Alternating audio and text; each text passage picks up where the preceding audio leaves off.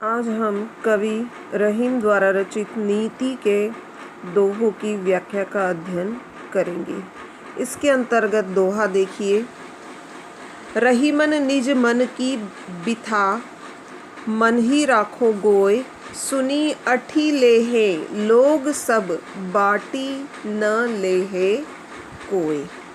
तो यहाँ गोय यानी छिपाकर और अठी लेहे यानी हंसी उड़ाना। तो यहाँ पर संदर्भ होगा प्रस्तुत दोहा कवि रहीम द्वारा रचित नीति के दोहों से संकलित है। प्रसंग होगा, इस दोहे में कवि ने बताया है कि मन की जो व्यथा है उसको मन में छुपा कर रखना ही बुद्धि मानी है, और यही उपयोगी बात कवि ने इस दोहे में बताई है।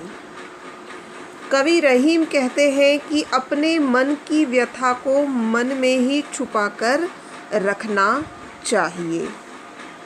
मन ही राखो गोय यानी अपने मन की व्यथा को, अपने मन के दुख को मन में ही छुपाकर रखना चाहिए।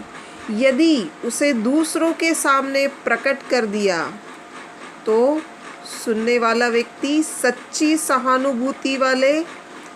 सहानुभूति व्यक्त करने वाले लोग कम मिलेंगे, और सुनी अटिले हैं लोग और हंसी उड़ाने वाले लोग अधिक मिलेंगे। बाटी न लेहे कोई, इसलिए मन की व्यथा को लोगों के बीच में नहीं बांटना चाहिए।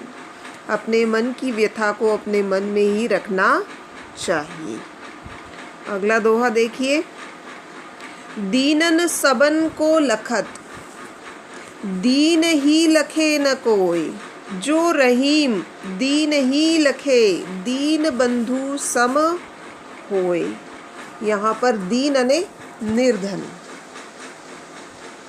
और लखत अने देखना, दीन बंधु अने ईश्वर या जो दीनों का सहायक हो, जो निर्धनों का की सहायता करने वाला हो। तो यहाँ पर संदर्भ वही होगा। प्रसंग में आपको बताना है कि इसमें कवि ने निर्धनों की सहायता करने वाले व्यक्ति को ईश्वर के समान बताया है। कवि कहते हैं कि जो व्यक्ति निर्धन व्यक्तियों की सहायता करता है, दीन सबन को लखत है, दीन ही लखे न कोई। कवि कहते हैं कि दीन व्यक्ति की सहायता के लिए दीन व्यक्ति सभी को सहायता की ओर ताकता है। जो निर्धन व्यक्ति होता है वह सहायता के लिए सभी ओर देखता है, लेकिन उसकी ओर कोई ध्यान नहीं देता। दीन ही लखे न कोई, लेकिन उसकी ओर कोई ध्यान नहीं देता। जो रहीम दीन ही लखे, कवि रहीम कहते हैं कि जो व्यक्ति दीन व्यक्ति की सहायता करता है, दीन बंधु सम होए, उसे दीन बंधु अर्थात ईश्वर के समान ही समझना चाहिए। कवि रहीम कहते हैं कि दीन व्यक्ति सहायता के लिए सब और देखता है, किंतु उसकी ओर कोई ध्यान नहीं देता है। और जो व्यक्ति दीन व्यक्ति की सहायता करता है, कवि रहीम के अनुसार उस दीन बंधु को, जो उस सहायता करने वाले व्यक्ति को ईश्वर के समान समझना चाहिए। अगला दोहा देखिए। दोनों रहीमन एक से, जो लो बोलत नाही, जान परत काक पीक, बसंत ऋतु के माही। अब यहाँ पर काक अने कौआ, पीक अने कोयल। तो यहाँ पर कवि ने बताया है कि जब तक हम बोलते नहीं हैं तब तक हम गुणहीन हैं या गुणों से युक्त हैं, तब तक हमारी पहचान नहीं हो पाती है। कवि ने इस दोहे में बताया है कि जब तक हम अपनी वाणी के माध्यम से व्यक्त नहीं करते, तब तक हमारे गुणवान और गुणहीन होने का पता नहीं चलता है। तो कवि ने इस दोहे में कहा है, दोनों रहीमन एक से जो लो बोलत नहीं। कवि रहीम कहते हैं कि कौवा और कोयल जब तक बोलते नहीं हैं तब तक वे एक जैसे दिखाई देते हैं। दोनों रहीमन एक से जो लो बोलत नहीं। जब तक वे बोलते नहीं हैं तब तक कौवा और कोयल दोनों एक जैसे दिखाई देते हैं। जान परत है काक पीक ऋतु बसंत के माही। कवि आगे बताते हैं कि जब बसंत ऋतु के आने पर कोयल कूकने लगती है और कौवा काँव काँव करता है तो तुरंत ज्ञात हो जाता है कि इनमें कौन गुणहीन है और कौन गुणवान है। तभी पता चलता है कि कौवा गुणहीन है और कोयल गुणवान है। आगे देखिए, बड़े बड़ाई ना करे बड़ो न बोले बोल। रहीमन हीरा कब कहे लाख टका मेरो मोल। अब यहाँ पर कवि ने बड़े यानी महान लोग या बड़े लोग, बड़ाई यानी प्रशंसा करना है ना, और बड़ो यानी बड़ा चढ़ाकर। रहीमन हीरा कब कहे लाख टका यानी लाखों रुपए का मोल, मोल यानी मूल्य। यहाँ पर संदर्भ वही होगा, कवि रहीम और नीति के दोहे। अब इसमें इस दोहे में प्रसंग होगा कि कवि ने स्वयं की प्रशंसा करने वाले लोगों पर व्यंग किया है। इस दोहे में कवि ने स्वयं की प्रशंसा करने वाले लोगों पर व्यंग। कवि कहते हैं कि बड़ी बड़ाई ना करे बड़ो न बोले बोल। कवि कहते हैं कि जो लोग वास्तव में गंभीर स्वभाव के होते हैं, विनम्र स्वभाव के होते हैं, वे कभी भी अपने मुख से अपनी प्रशंसा नहीं करते हैं। वे कभी भी ऊंची ऊंची बातें नहीं किया करते हैं। कवि ने अपनी बात को और स्पष्ट करते हुए उदाहरण देकर अपनी बात कही है कि रहीमन हीरा कब कहे।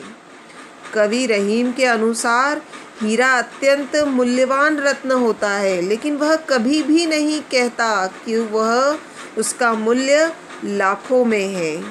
उसके गुण ही उसे लोकप्रिय बनाते हैं, उसके गुण ही उसे मूल्यवान बनाते हैं। आगे देखिए, रहीमन बिगड़ी बात बने नहीं लाख करो किन कोय। रहीमन फाटे दूध को मथे न माखन होए। तो यहाँ पर देखिए, बिगड़ी यानी बिगड़ना। यहाँ पर कवि ने व्यक्ति को आत्मसम्मान के साथ जीने की बात कही है।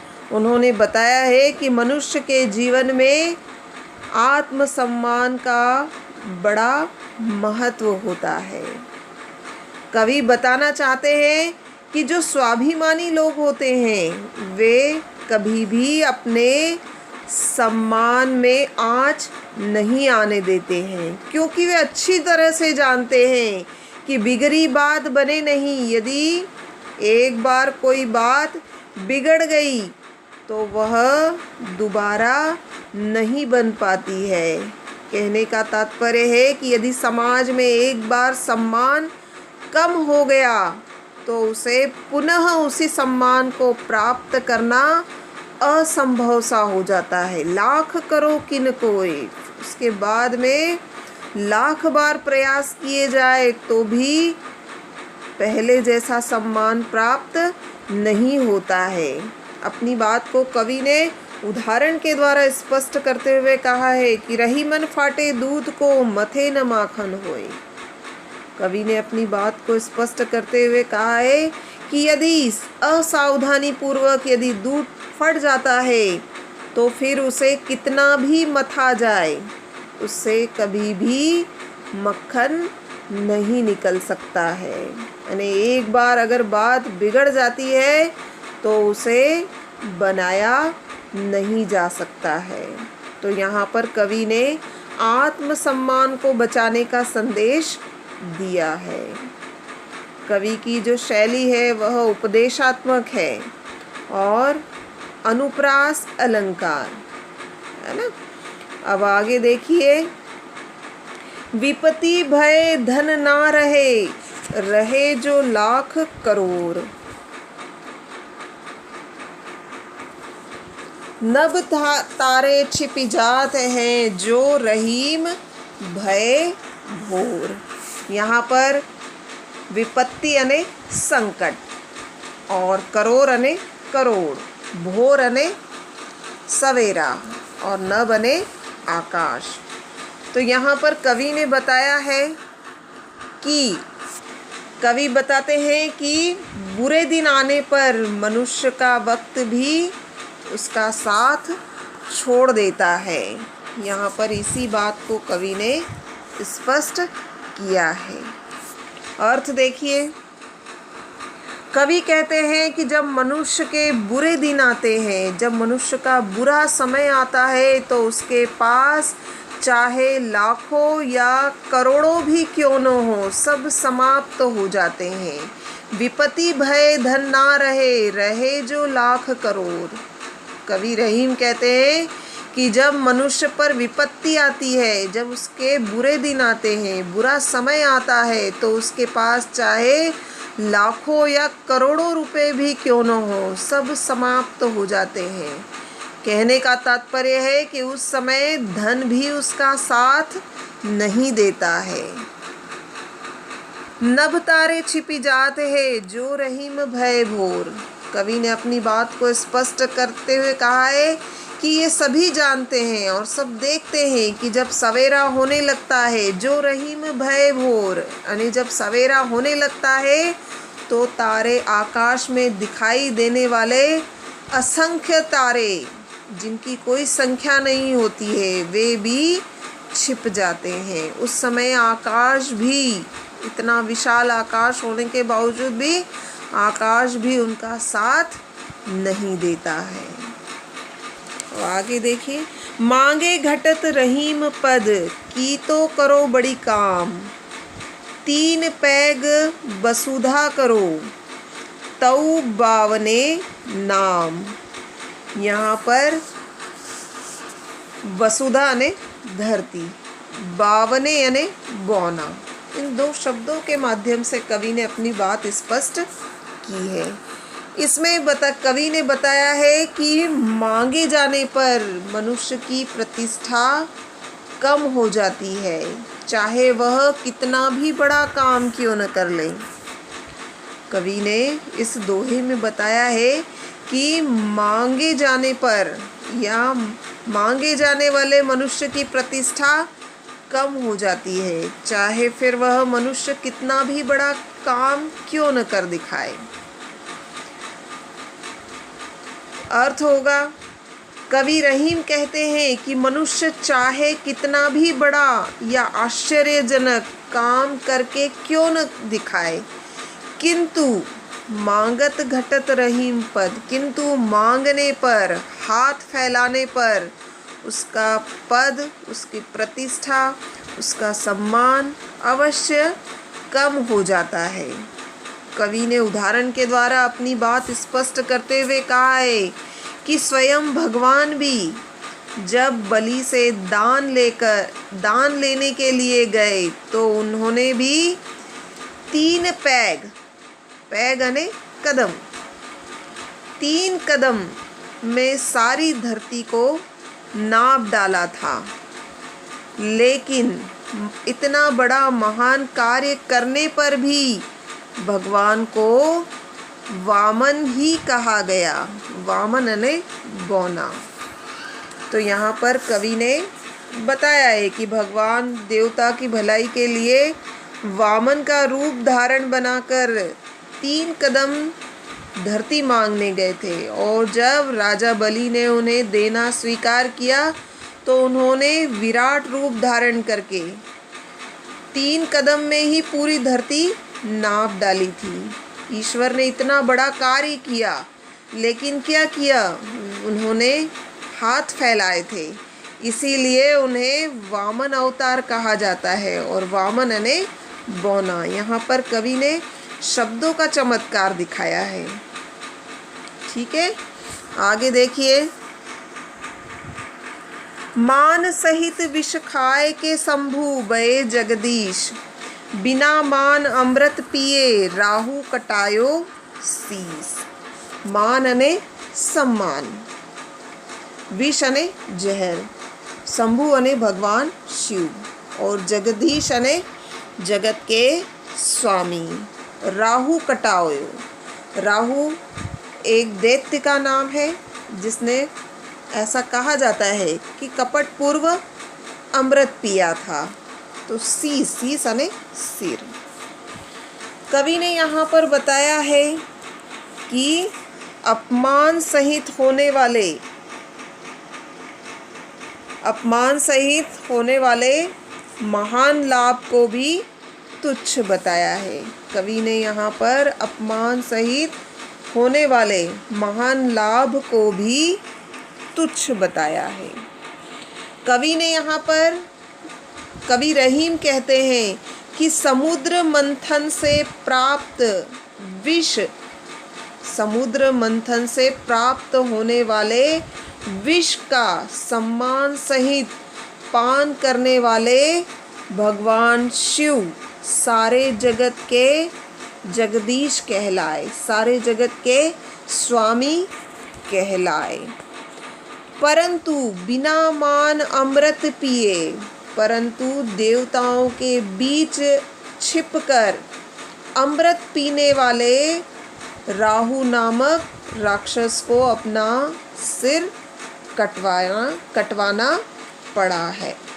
तो यहाँ पर कवि यह बताना चाहते हैं कि अपमान सहित होने वाले महान लाभ को भी तुच्छ बताया है।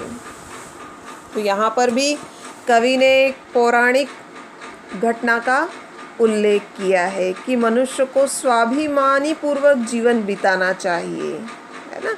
सम्मान के साथ यदि विष पीना भी पड़े तो वह अमृत के समान हो जाता है, लेकिन असम्मान, जहाँ पर सम्मान नहीं हो तो वहाँ पर, अब आगे देखिए। रही मन जिह्वा बावरी, कही गई सरग पताल, आपू तो कहे भीतर रही, जूती खात कपाल। अब यहाँ पर कवि ने बताया है कि बोलते समय मनुष्य को अपनी वाणी पर संयम रखना चाहिए। रहीमन जिह्वा बावरी, कवि रहीम कहते हैं बावरी यानी नादान। कवि रहीम कहते हैं कि यह जीभ बड़ी नादान है। कही गई सरग पताल, यह बोलते समय कुछ का कुछ बोल जाती है। सरग पाताल यानी अनुचित बातें। कवि रहीम कहते हैं कि यह जीभ बड़ी नादान है, यह बोलते समय कभी अनुचित और कुछ का कुछ बोल जाती है।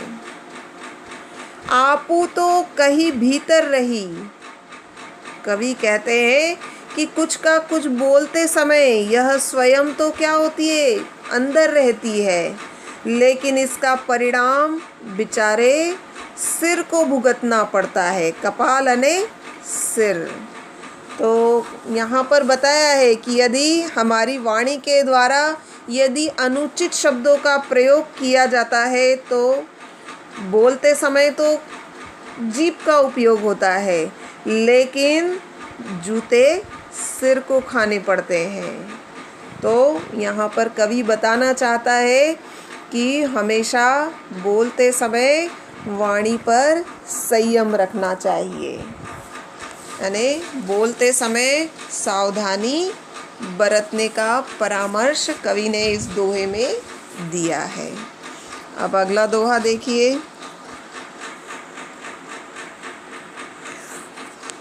अमृत ऐसे वचन में रहीमन रीस की गांठ, जैसे मिसरीहू में मिली नीरस बांस की फांस।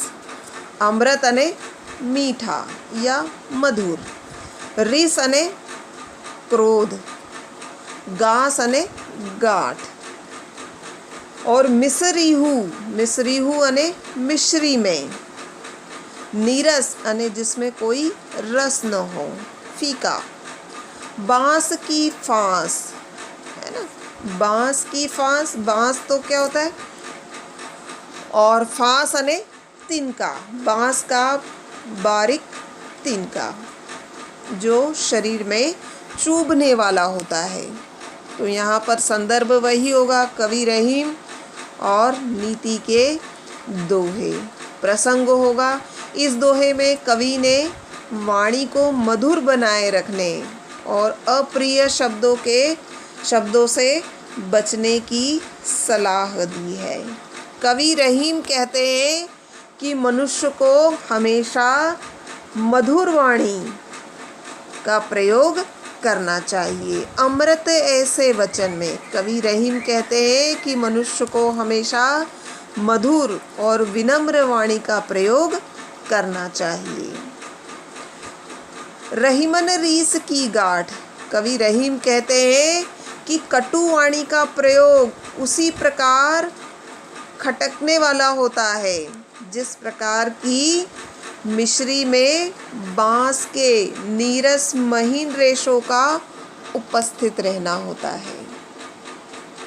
कवि यहाँ पर बताना चाहते हैं कि मनुष्य को हमेशा मधुर और विनम्र वाणी का प्रयोग करना चाहिए।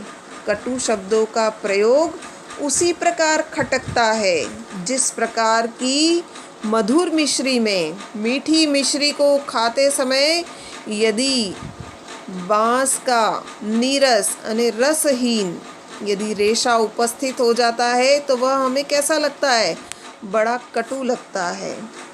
तो उसी प्रकार कवि यहाँ बताना चाहते हैं कि हमें मधुर वाणी का प्रयोग करना चाहिए। कवि की जो भाषा है वह सरल, सहज और रोचक है।